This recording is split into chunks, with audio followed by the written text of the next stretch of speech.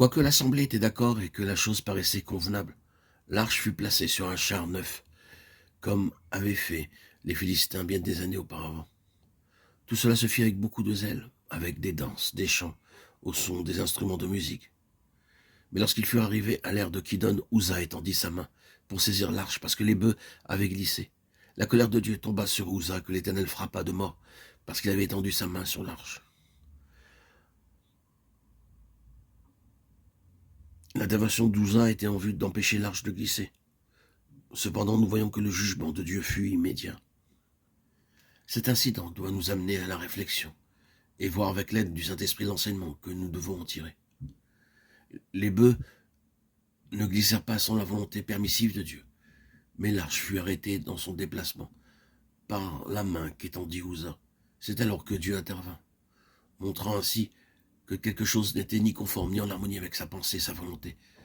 Bien que l'homme avait essayé de parer à la défaillance dont la cause était la violation des ordres de Dieu, nos manquements et nos erreurs peuvent passer inaperçus des hommes, mais jamais de Dieu, et nous ne devons pas essayer de les cacher. Bien que l'arche fût retenue, Dieu sanctionna, et la faute devait être recherchée. Il est parfaitement clair que Dieu n'avait pas eu besoin de son peuple chez les Philistins.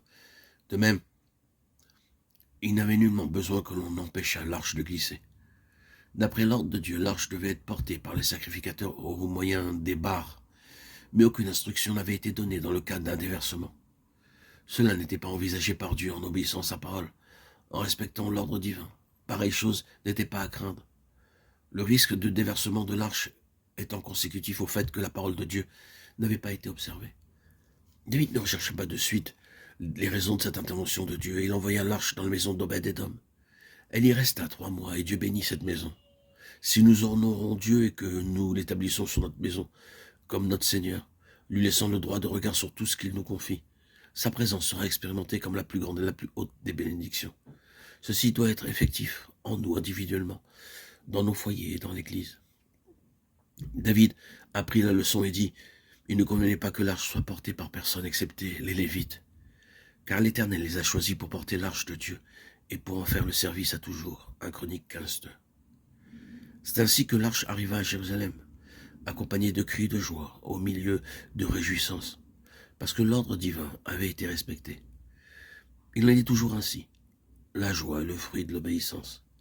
L'arche fut placée au milieu de la tente que David avait dressée pour elle, et l'on offrit des holocaustes et des sacrifices d'action de grâce devant Dieu. 1 Chroniques 16:1.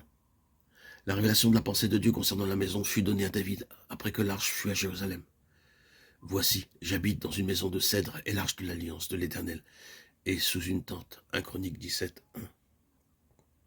Ceci montre que quand le Seigneur est à sa place, l'ordre céleste nous est révélé. La maison, l'Église, et pour le Seigneur. 1 Chroniques 22:19.